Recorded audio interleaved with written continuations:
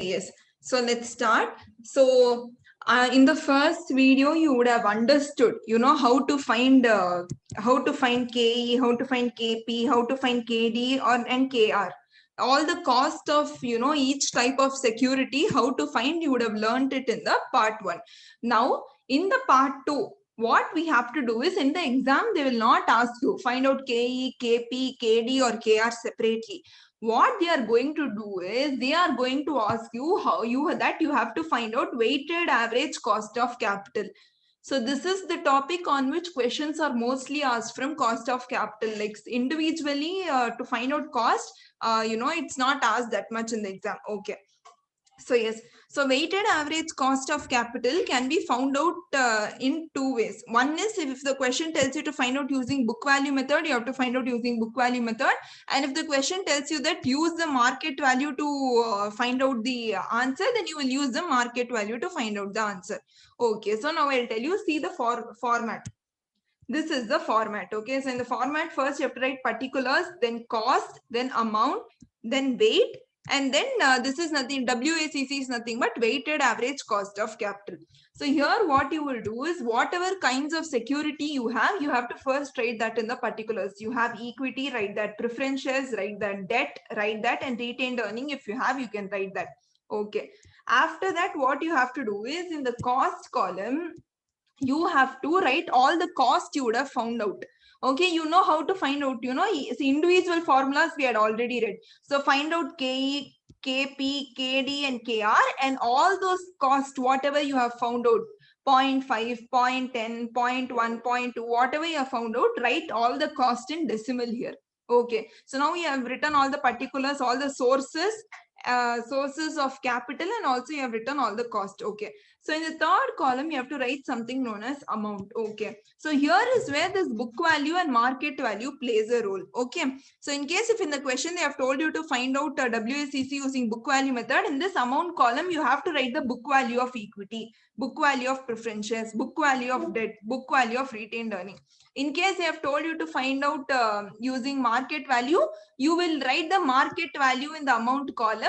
And, for all the things you will write the market value here in the amount. Okay. Next is weight.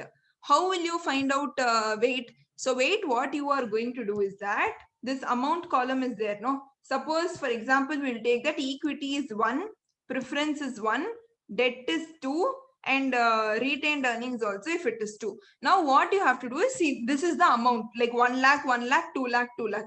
Okay, just imagine. So what you have to do is, first you have to total the amount column. What is the total? 2, 2, 4, 5, 6. So 6 lakh is the total amount. Now what you have to do is, you have to find the weight of each amount. Weight means that in the total amount, how much is 1 lakh? So if we take the case of equity, okay. So if we take the case of equity, what you have to do is, in the total sources, how much is equity? So the total sources is 6 lakh. In that, how much is equity? 1 lakh. So 1 lakh by 6 lakh, that is the equity weight. Then preference shares will be 1 lakh by 6 lakh, that is preference share weight. Debt weight will be 2 lakh by 6 lakh. So out of the total amount, how much is the equity amount, or how much is the preference amount, or how much is the debt amount? Those weights you have to find out and write it in the fourth column. So I hope weights is also clear to you.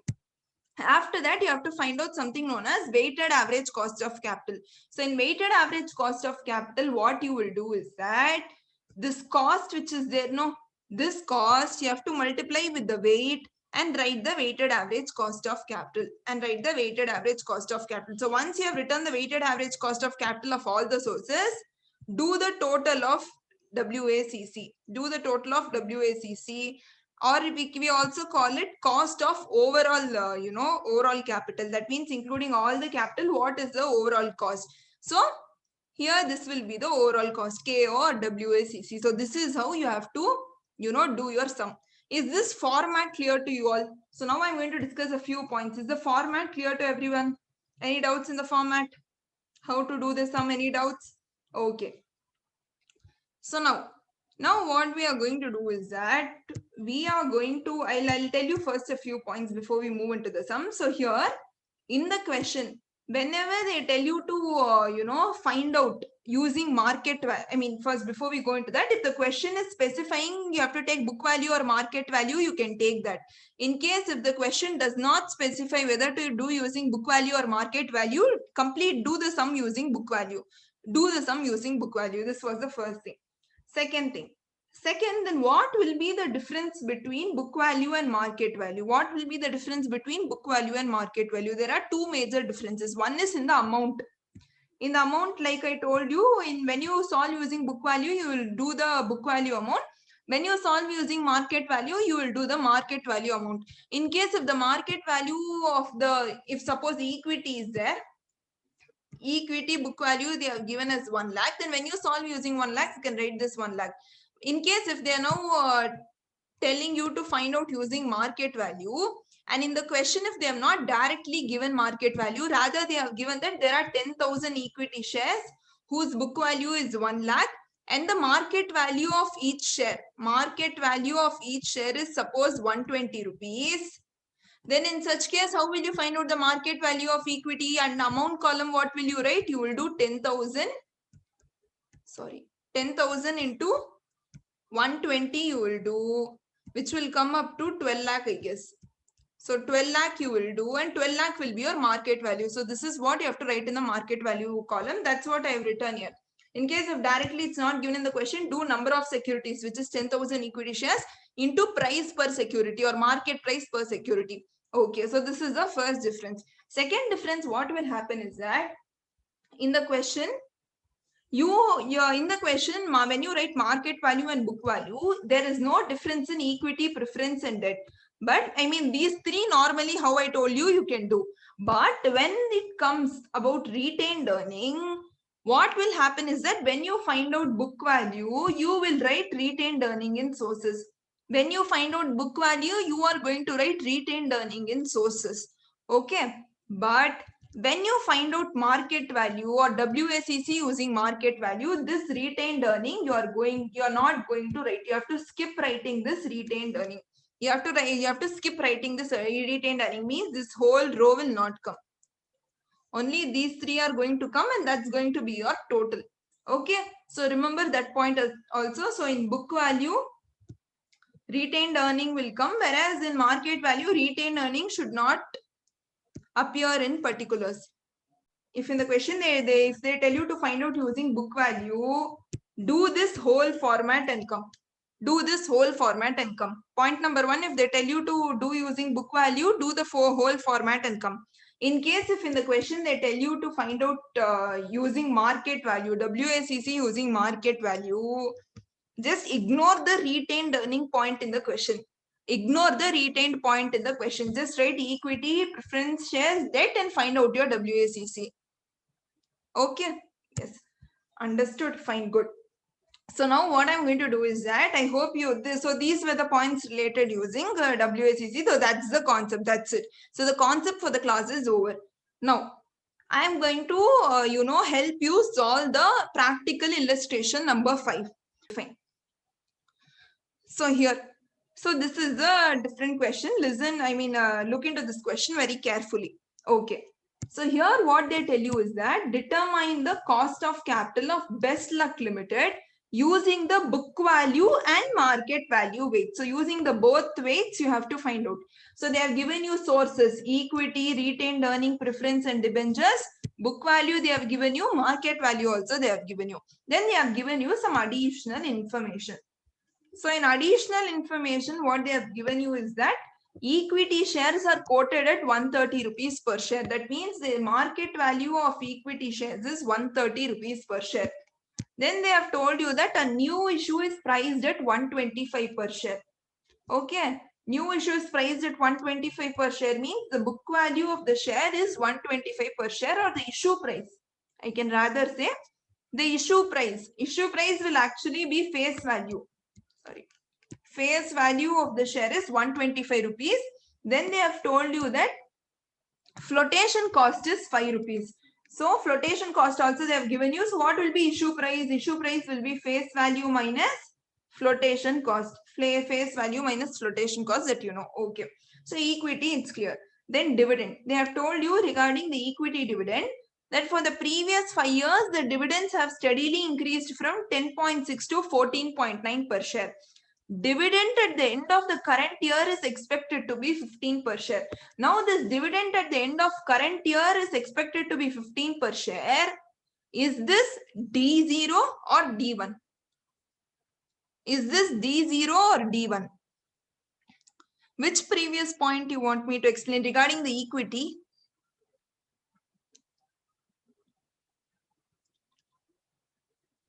Okay. So in equity, they told you that the shares which are already existing are actually quoted at a market value of 130 rupees. If they make a new issue, it is going to be priced at the face value of rupees 125, and then there is flotation cost of 5 rupees. Okay. So many people have answered D1. So this we will see when we do the sum. Okay. Now next, preference shares. Preference shares, they tell that 15% preference shares with face value of 100 would realize 105 per share. So the market value of preference share is 105 rupees, whereas the face value of preference share is 100. In equity share, the market value of one was 130, but the face value was 125. Okay. Next, they say debentures. Debentures, the company proposes to issue a 11-year 15% debenture. So is this a redeemable debenture or irredeemable debenture?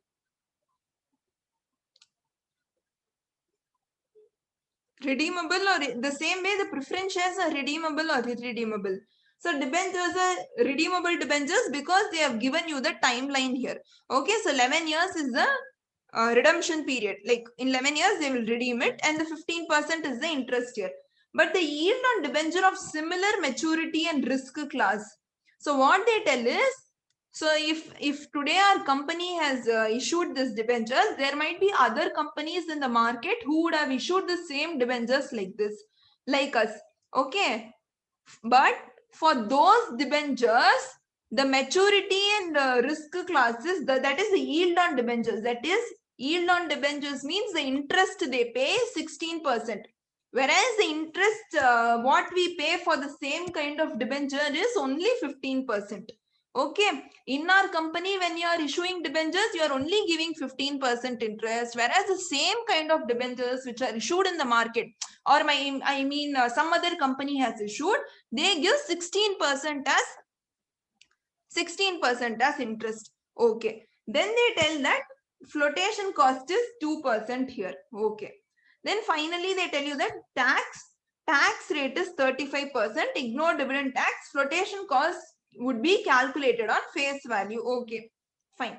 Here they tell you that flotation cost should be calculated on face value only. Okay, fine. So here now, do you guys want to do the sum by yourself, or you want me to explain the sum? How do you want it to be? You guys want to try, or shall I explain? You want to try once? Okay, fine. So what I'm going to give you is, I'm going to give you 1 minute. Find out the KE. Find out the KE.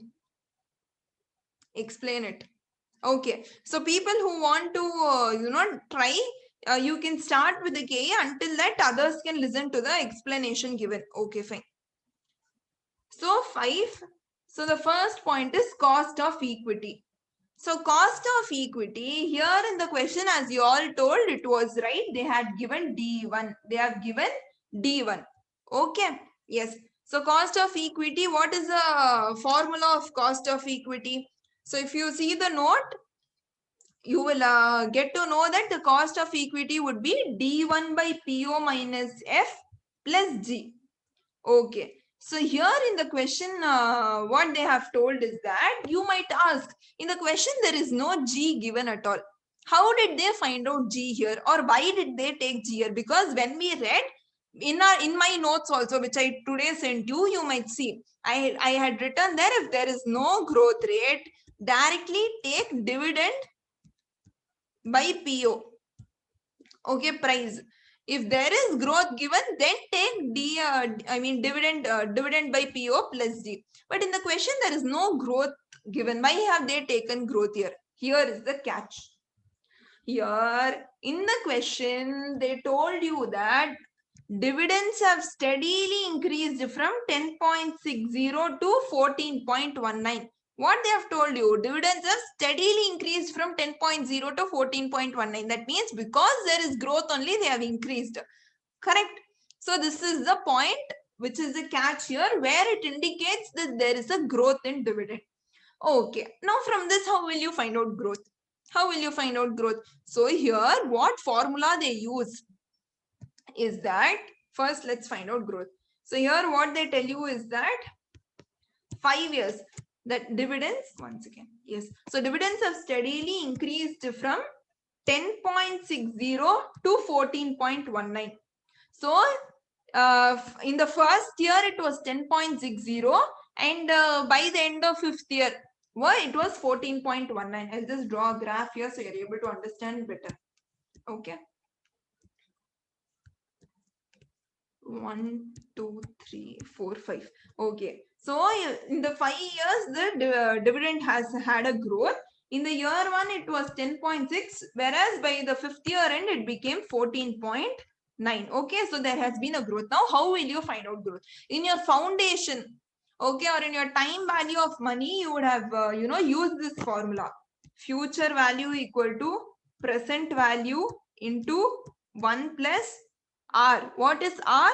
R is the interest rate to the power n. N is the time period.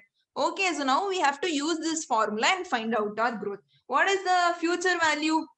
Guys, tell me, what is the future value? What is the present value? What is the n? Here, what we are going to do is, in the place of rate of interest, we are going to take growth rate. So I'll take this out and I'll substitute here as G. Okay. Okay, fine. Yes. So what is the future value? Future value is 14.19 because by the end of 5th year, it was 14.19. What is the present value? At the first year, it was 10.60. Then what is growth? We don't know. So 1 plus D to the power n. In how many years has it increased from 10.6 to 14.9? 5 years. Okay. So now using this formula, you have to solve your question. Now, I hope everybody has their calculators ready. Do you have all of you have calculators with you? Can you please take out your calculators? Once you've taken out, just put in a yes fast so we can proceed with the question. Okay. So now what we are going to do is you guys are going to help me solve the sum. So 1 plus G to the power 5 is going to be 14.19 divided by 10.6. How much is 14.19 divided by 10.6? Here they have given, see, it is 1.338. So it's going to be 1.338. Oh, 1 second. 1.3386 or 338. Okay. Now what? Now we have understood that 1 plus D to the power 5 is 1.338. So now we are going to find out G. So how you have to find out G? Now I'm going to tell you all the steps. Okay, I did not include it in my notes. I forgot to include. So I'll include it and send my notes later. But for now, just, follow the step. So step number 1. So step number 1 is first write 1.338 in your calculator. First write 1.338 in your calculator. Okay. Once you have written 1.338 in the calculator, step number 2 is you have to press the root button. This button 12 times. Press the root button 12 times. Okay. I'll also do with you. So we all go on the same speed. So 1.338. Root 1, root 2, root 3, root 4, root 5, root 6, root 7, root 8, root 9, root 10, root 11, root 12. Okay. After this, what you have to do is step number, 1 second. Yeah. So the step number 3 is that you have to do -1. Okay. Do -1 from it. Okay.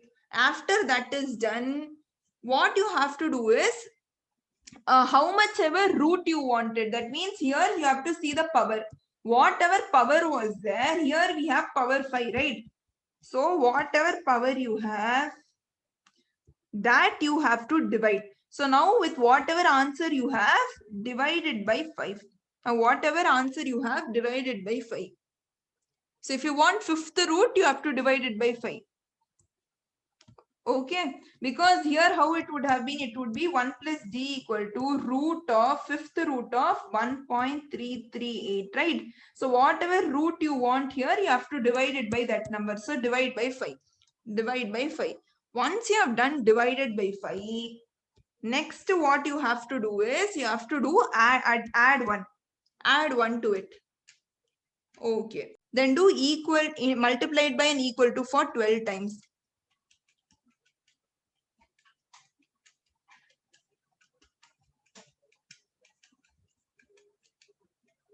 Then you have to finally do -1. If you do that, you will get an answer of 0.059965 something.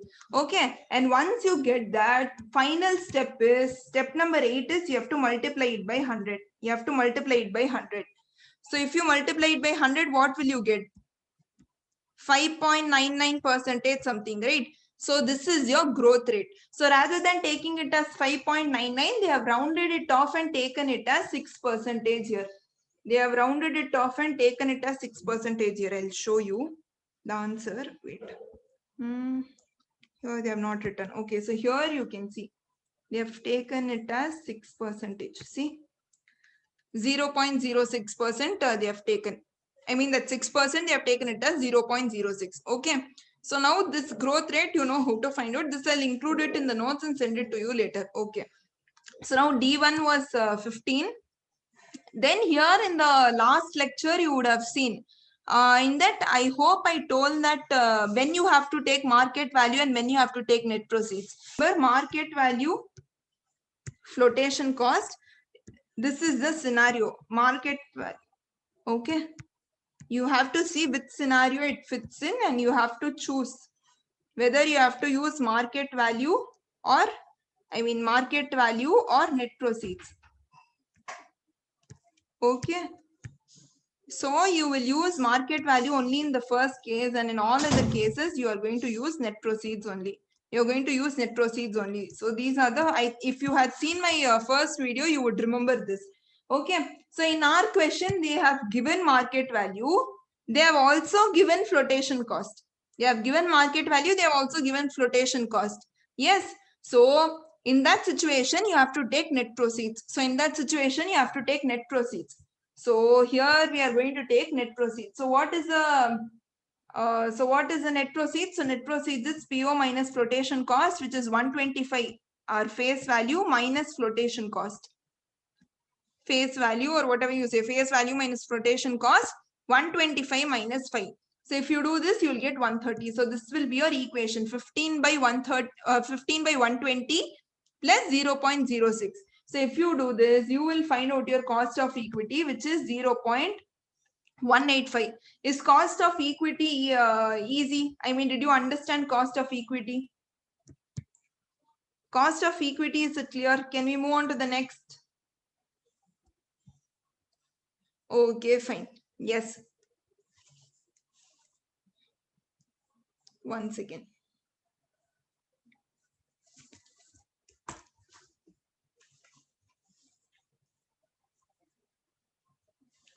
Okay. The next is retained earnings. So the next is retained earnings. So retained earnings will be the same as cost of equity only. So D1 by PO plus D. But there is one difference when you find out retained earning and equity and retained earning. When you find out KE and KR, there is only one difference. I don't know if I mentioned in the notes or in the first video. But I would have told that when NP is calculated, when the net proceeds is calculated for retained earnings, you should not include what? I said, right? You should not include what? You should not include the flotation cost. So you should not include the flotation cost. So therefore, it will be 15 by 125 plus 0.06. So it is going to be 0.18. Whereas for equity, it was 0.185. Okay, fine. Second point also over. Third point is cost of preference shares. So cost of preference shares is easy. Preference, since it is, one second, I'll just see if I had mentioned all these points. Okay. Yes, since it is irredeemable because there was no time limit given, so it is nothing but preference dividend divided by NP. Okay, so preference dividend is 50, and then we have divided by 105. Okay, so divided by 105 we have done here. Okay, fine. So then we have cost of debentures where we do interest into 1 minus T plus RV minus NP by N and RV plus NP by N.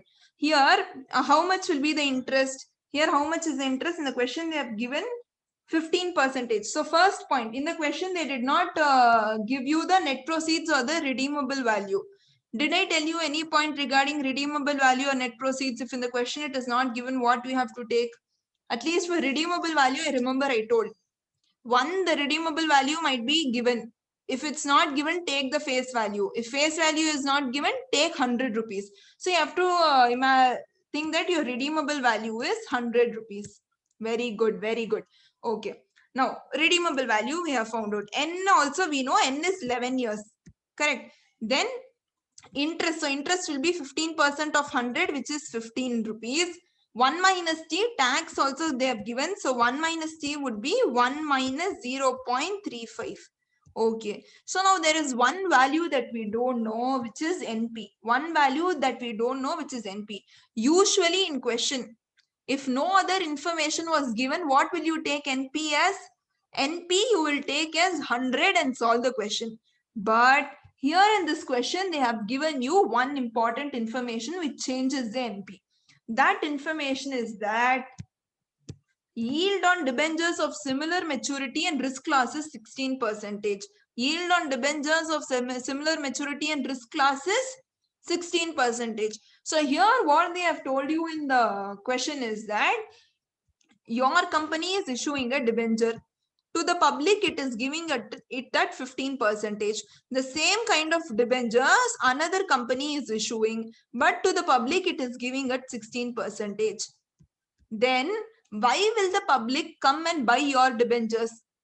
If some other company is giving the public more interest rate means every year 16%. If some company is paying me as interest, if I'm going to give them money, why is the public going to buy the company, the company's debenture if it is giving a lower interest rate?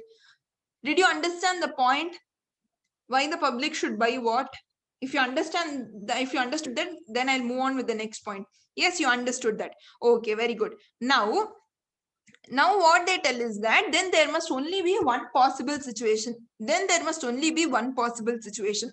What that possible situation is that the company must have issued its debentures at a lower price or at a discount. That's why public has taken 15% debentures also. Now how they have found out the NP? Now you've seen the question. So now you have understood NP would have been issued at discount. So see here they have explained. So since yield on similar type of debentures is 16%, the company would be required to offer debentures at discount. Then only the public is going to take it. So the market price of debentures. So they have used a method known as approximation method. They have used approximation method, and there is one more method they have used here down, present value method. I'll try to explain both. Let's see. Okay.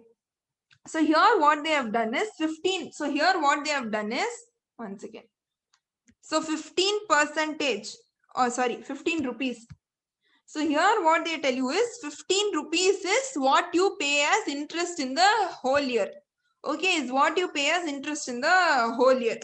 Okay, divided by what they have did is the other company's interest rate they have did, which is 0.16, which is 0.16. So here what they tell you is your debentures must have a value of 93.75. Then only, one second guys. Okay. So your debentures must have a value of 93.75. Then only they would have taken this debentures at 15% interest. Okay. Yes. So I hope you understood how they got 93.75. But here they have used another method also. Okay. This method for me seemed more logical, but in the exam you can just use this formula and find out approximation method and find out the answer and come. So here what they have did is they have tried to find out the present value. They have tried to find out the present value. That means for the 5 years, how much interest you are going to give in the future, plus in the future, what is going to be the redemption value. All these values, if we bring it into a present value form, that will be our market value. So in future, whatever interest you are going to give, plus in the future, what is the redemption value that you're going to give? If all of that is brought into the present state or the present form, that will be your market value. Okay. So what is your annual interest? Annual interest is 15. For how many years are you going to give it? You're going to give it for 11 years. Okay, you're going to give it of 11. You're going to give it at 11 years. But here when you are calculating, you have to take it as 16% because we have to find it at a discount, right? So if you do 15%, the same thing is only going to come. 100 will only come. So you have to take it as 16% and find out. Then what is the redemption value? Redemption value is 100. And then the PVIF they have put for 11 years, 16% again. So once they do this, they will get the present value as 94.935. Now from 94.935, if you reduce 2% of flotation cost, which is the cost of issuing the debentures, then you will get 92.935. Okay, and accordingly you can calculate the cost of it. But since we are following a simple method here, we'll go on with this itself. So it is 93.75. So 93.75 minus 2% you have to do. 93.75 minus 2%, 2% flotation cost. So here what they are telling you is that here 2%. So now here can someone tell me how did they find out 2 rupees? How did they find out 2 rupees as flotation cost? In the question they had told you to find out flotation cost on, sorry. In the question, they had told you to find out the flotation cost on face value. Flotation cost on face value. But isn't the you know, where did it go? Yes. But is not the face value here 93.75? Shouldn't they have calculated the flotation cost on 93.75, 93.75 into 2%? Why did they calculate it on 100? Anybody who can tell me? Why they calculated on 100 and instead of 93.75? Because anybody would, what they would do, they will just do 2% on 93.75 and come. Why so? Okay, so the answer here is that I don't know how many of you remember the net proceeds formula. What is the net proceeds formula? I told you in the first lecture of COC. It is issue price minus flotation cost. Your issue price includes face value plus premium minus discount. Here the flotation cost, they told you to find it out on face value. Here our face value was 100 only, but we issued it at a discount which made the issue price as 93 point, how much was it? 75. So here remember our issue price is 93.75 because of discount. Not because the face value was 93.75. The face value was 100 only. Our issue price was issued, our debentures were issued at a discount due to which the issue price became 93.75. Now, did you understand why the face value was 100 here? And why they calculated flotation cost on face value, that is 100 into 2%? Yes, understood. So don't confuse yourself. Have the concepts very, very clear. Okay. Yes, fine. So minus 2 they have done and they have found out that it is 91.75. So using all these information, whatever we learned, they have found out their, KD or cost of debt as 0.1095. Fine. Now all the 4 costs are we clear? Fine. Now what we have to do is we have to find out our cost of capital using book value weights and market value weights. I have come to the final part. So here in this question alone, okay, I have not seen this done in any question, But in this question alone, they have taken, when they are finding out market value, they have taken weights for both retained earning and equity share. What did here? They did not write amount. Okay, they skipped the amount column. Directly they have written the weights itself. So whatever book value was given, they wrote the book value. Whatever market value was there, they wrote the market value. So here alone, in this question alone, retained earnings, they have taken it. They have taken it in the market value column also. I'll also tell you why it is taken. In no other sum, it will be taken as equity shares separately and market value separately. You can look out for any sum in any book, okay? I mean, in our ICA material related to that. So I'll tell you why. First, I'll tell you that equity shares and retained. So in the question, you know, if you go and see the question, here they did not give you retained earnings value at all. They only have given you it as 200 lakh. First, how did they find out retained earning value? First, how did they find out retained earning value here? So here what they did was, they split up this equity share amount of 200 lakh in the ratio of book value. In the ratio of book value. Here down they have given a note, you can see. See, the market value of equity has been apportioned in the ratio of book value of equity and retained earnings. So in the ratio of 12:3, or we can say 4:1.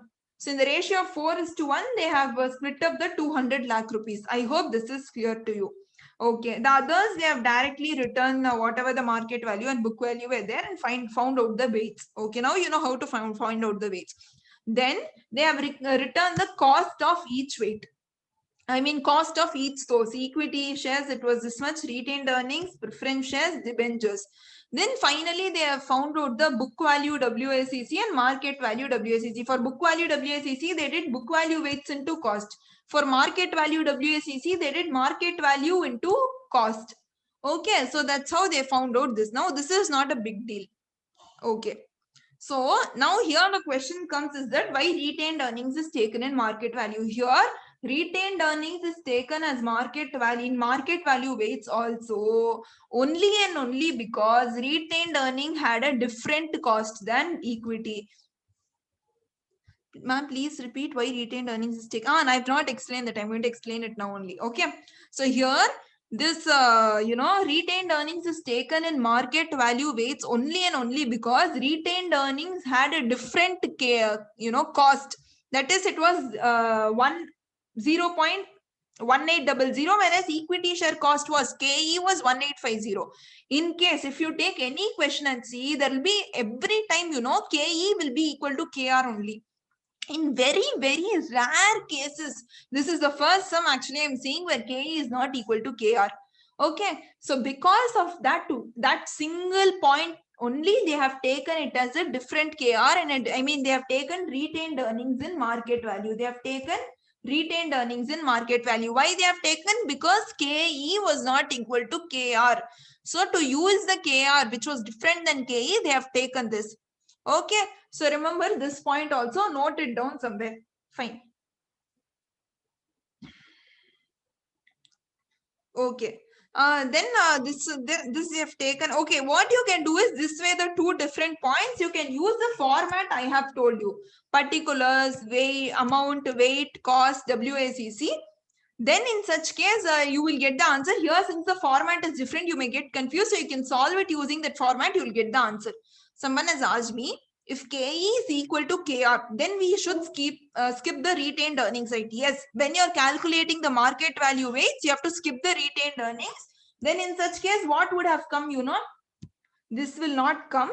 This will not come when you calculate market value. It will come when you calculate book value. But so in equity shares, you will directly take it as 200 into 1850 and find out your answer. Okay. So I hope there were a lot of new points that you learned with this one sum alone. Okay, and I'll try to include all these points into your notes. Any doubts anybody has? So yes guys, we have come towards the end of the video. Hope you found this video helpful. And if you did, please make sure to like, share and also subscribe to the channel and click on the bell icon so you get notified every time I post a new video. Thank you.